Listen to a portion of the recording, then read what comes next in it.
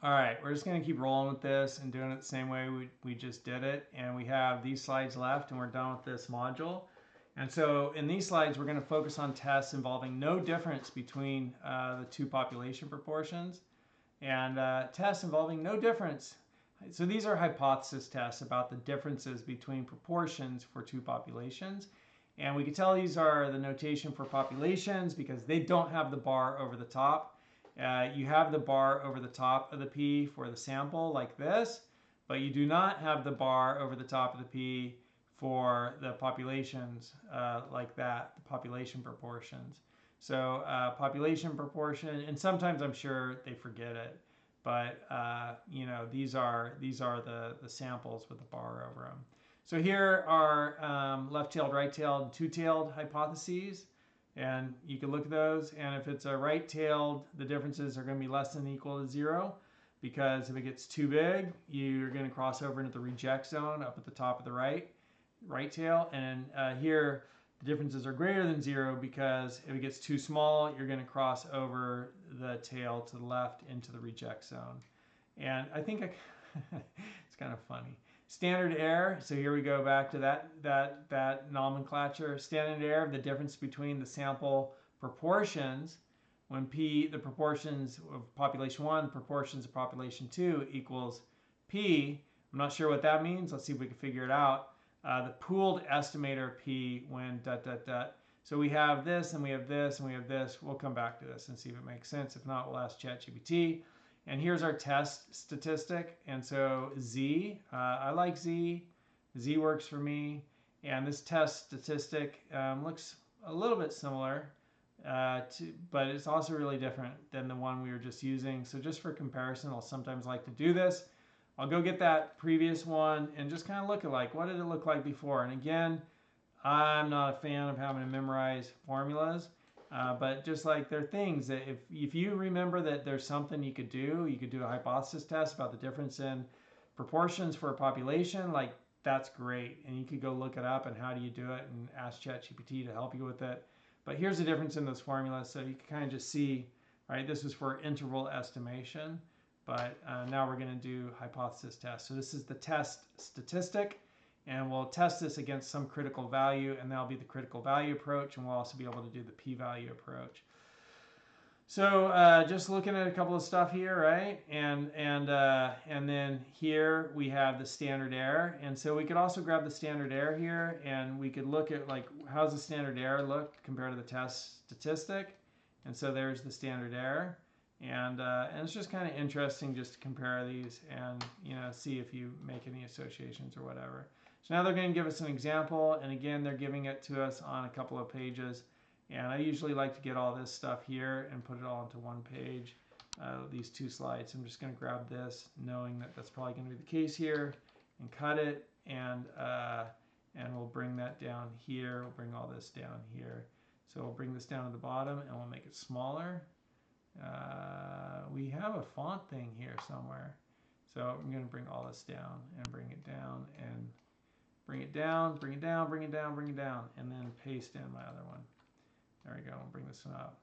And yeah, there's usually a font deal, and there's my font size. And so this is going to be better up here. So we'll put this up here and put that there, and then we'll bring this up just a little bit more like that, and bring this one down a little bit. All right, let us assume that, we'll get rid of that one. Let us assume that the firm wants to use a hypothesis test to determine whether the error proportions differ between the two offices. Error proportions, right, differ between the two offices. And we want, do the error proportions differ between the two offices? And that's going to be the hypothesis test, okay? Do the error proportions differ between the two offices? We can conclude using a 0.1 level of significance. Can we conclude using a 10% level of significance that the error proportions differ between the two offices? And so we have to develop the hypotheses. And we're just going to say proportion 1 minus proportion 2 is equal to 0. So equality is always in the null hypothesis. And the alternative is that they aren't equal to 0. And then we'll just make this smaller because it really doesn't make sense. But again, we have an image, so that's why I can adjust the font size. I'm like, where's my font size? It's so strange. But with these, with images, you could just shrink them, and then it all shrinks. So I like that. There we go. So let's make that a little bit smaller and bring it over. There we go. And then to calculate this, right? So if this is our hypothesis, and we're operating, looked a little bit better over here, and we're operating with 0.10 level of significance, and we are given a test statistic here. Now the question, so this is our test statistic, and so I could bring this over here, and do I have some information? Error proportions differ between the two offices. So I think this is building upon the previous video and the data in the previous video, which we have P1, P2, and proportion 1, proportion 2. We calculate those here. It'd be 14 and 9, right? 14 and 9. So let's just see if we go to 14 and 9. And these are the proportions with a bar over it. So they're proportions from the sample. So 14 and 9. And we have 14 and 9. And then the test statistic is that. And then we have 14 and 9. So the pooled estimator. So here's the pooled estimator. Maybe that's what's being used here. And we have the pooled estimator. So here's the pooled estimator. And we have 14 and 9 times the sample size plus the 2 sample sizes, and we get this pooled estimator. And then we get here, this looks like a standard deviation. We've got an S for the differences between those two. So that's the pooled estimator right here. So we'll put those together. And actually we'll do it like this. And then we'll bring this down here. And it'd be nice if, like, let's just separate all this a little bit so we could see that these, and here specified level of significance, I think that was right next to that, we could find out. Yeah, that's right. Let's grab it all at once and it just moves easier. All right, so these go together, right? That's the first part. And then this one comes next, and we can make this a little bit smaller just so we could see that they stick together a little bit more. And make this one a little bit smaller. There we go, those stick together. And then we have the standard deviation, I think is what that big S is, that's what I'm guessing. And so standard error, so bring that down here. And we have our standard error, so just like kind of piecing together what they're saying here. And so there's our standard error, and this is the notation. Sigma is the notation for the population. But then they have P bar, and P bar 1 minus P bar 2, which is like for a sample. But at any rate, we have P minus 1 minus P and 0.1127. So this is the pooled statistic. So this is where that pooled statistic comes in. And again, our pay grade is just like to use the tool, not to create it and understand all the things. So that's kind of what we're figuring out here. So there's our pooled estimator, and then minus that pool, and then 1 over the samples gives us this standard error of what is it? Of 0.271 is our standard error. And so then we have our Z here, and our Z is 14 minus 0.09, which is our 2 proportions for our samples, 14% and 9% from the previous video. And it's over that 0.0271, which is our standard error. And so we go back, that's our test statistic. And so here's the test statistic. And if we copy this and bring it over here, right, and we put this here, we could see that down in the denominator, we have all this right here, and that's our standard error. And so there's like how that calculation occurred. And so we kind of have it all together there. So we've got the pooled estimator, and so that's that pooled deal. So that's the pooled estimator. And so we could copy this right here, and we could put that right next to it, boom, and we could bring this up over here, and we'll make it a little bit smaller, we'll make it like 10, and just make it a lot smaller and bring it over. And that's the pooled estimator of P. and then this is and we could copy that, and we could bring this down here, and we could call this the standard error. Standard error. And that's the standard deviation of the sampling distribution. And then we could copy this, and we could bring it down, and we could call this the test statistic. Right? And we're going to test that against the critical value. So it's kind of interesting. And then if we were to kind of graph this out, I'm kind of curious, two questions that are kind of in my mind right now is this idea of a pooled estimator of P, when P1 equals P2, proportion 1 equals proportion 2. So that's kind of like maybe based on the assumption that our null hypothesis is that the proportion of population 1 is equal to the proportion of population 2, because our hypothesis is that this minus that is 0. And so maybe the pooled estimator is that when these are equal, we could have a pooled estimator where it's equal when we're testing for equality. And so maybe that's the role of the pooled estimator. And so one thing I want to do is kind of answer that pooled estimator, and I could download all this and then put it into ChatGPT and ask it what's the pooled estimator. And then another thing I want to kind of do is just understand this from, you know, a graphed perspective. Like we are here, let's assume, can we include 10% level of significance, that the error proportions differ between the two offices. The error proportions differ, right? And so I'm going to pause this video, and I'm going to see if I could graph this out in a way that makes sense to me. I'll be right back. All right, so I put together this drawing here. Here's my null, here's my alternative. I don't know if that's right, just putting 0 there, or maybe I should have put P1 minus P2 is equal to 0. Not sure about that, but at 90% confidence level with a level of significance of 10%, 0.1, we're going to have, because we're testing is at 0, which means it could be too far this way or too far this way, we're going to have two tails. And so that means we'll have 90% here, and alpha is 10%. So there'll be 10% between the two tails, which means each tail is 5%. So 5% of our data will be from here to the left, and here 5% of our data will be from here to the right, which means that from here to the right, if this is 5% of the data, from here to the left is 95% of the data, right? From here to the left is 95% of the data. And so right here we have 0.95 as a p-value. And if we go to our z-table, right, at 0.95, and so here's 0.95, that's 1.645 is our z-value, and so I put at 0.95 we have 1.645 as our z-value, and then also at 1.85, I think that's what we calculated, 1.85 as our z-value or our test statistic. At 1.85, 1.85, 1.8, and then come over here to 5, we have 0.9678. So this is like the reject area. We went too far from 0 with 90% confidence or a level of significance of 10%. We went too far from 0 out into this. We passed sort of, you know, this is our critical value. We passed that with our test statistic and ended up in the reject zone. It's gone too far.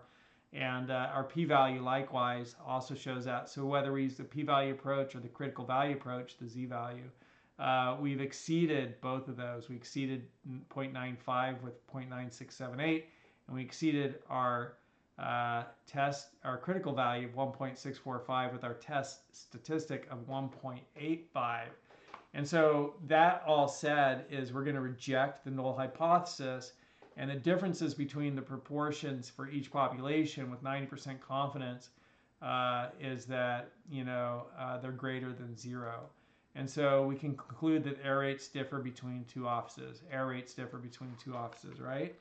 And so I'm just going to highlight that, and I have no idea why that's not highlighting there. Error rates differ between the two offices, which means they came to the same conclusion. Somewhere in here it says doubling this two tail, they do this double thing instead of looking at both tails.